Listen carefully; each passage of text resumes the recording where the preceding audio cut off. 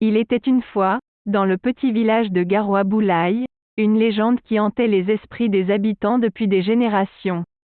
Cette légende racontait l'histoire terrifiante du souffle du Wendigo, un vent glacial porteur de malédictions dans les forêts sombres. Les anciens disaient que ce vent sinistre apportait avec lui des horreurs inimaginables, transformant les âmes innocentes en monstres assoiffés de sang. Dans ce village paisible, vivait un vieil homme nommé Fifion Ribana. Il était connu pour ses connaissances occultes et sa maîtrise de la magie noire. Les villageois le craignaient et évitaient de le croiser, car ils savaient qu'il était capable de manipuler les forces les plus sombres de l'univers. Un jour, un jeune homme courageux nommé Pierre osa s'approcher de Fifion Ribana pour lui demander de l'aide. Sa bien-aimée, Marie, avait été frappée par une malédiction mystérieuse et végétait dans un état de sommeil profond. Pierre était prêt à tout pour la sauver, même à pactiser avec les forces démoniaques.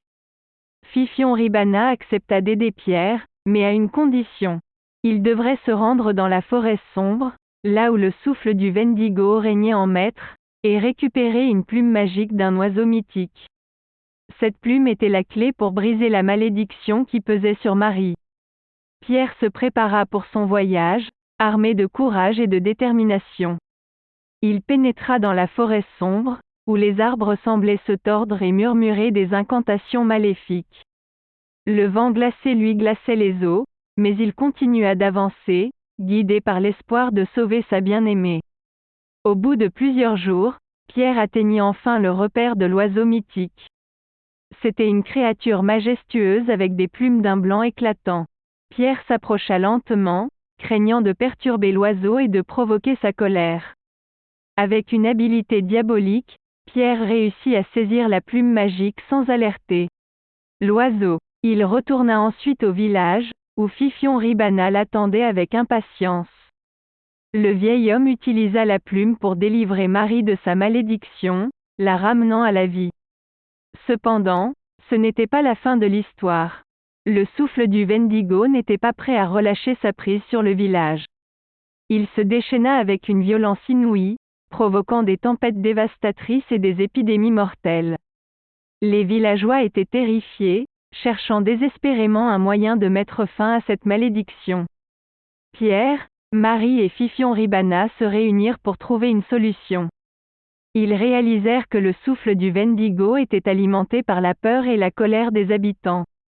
Pour le vaincre, ils devaient rassembler leur courage et leur compassion, se tenant fermement les uns aux autres. Ils organisèrent un rituel puissant, invoquant les esprits ancestraux pour les guider. Dans un dernier acte de sacrifice, Pierre offrit sa propre vie pour apaiser la colère du souffle du Wendigo. Sa mort tragique créa une onde de choc dans l'univers, brisant le pouvoir de la malédiction. Le village de Garoua-Boulaye fut libéré de l'emprise du souffle du Wendigo. Les villageois apprirent une leçon précieuse ce jour-là, celle de l'importance de l'amour, de la compassion et du courage dans la lutte contre les forces du mal. Ils se jurèrent de ne jamais oublier le sacrifice de Pierre et de continuer à vivre en harmonie avec la nature et les esprits. Ainsi se termine cette saga terrifiante du souffle du Wendigo.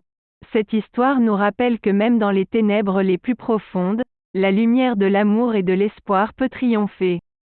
Ne laissons jamais la peur nous dominer. Souvenons-nous de Pierre et de sa bravoure, et embrassons la vie avec courage et détermination.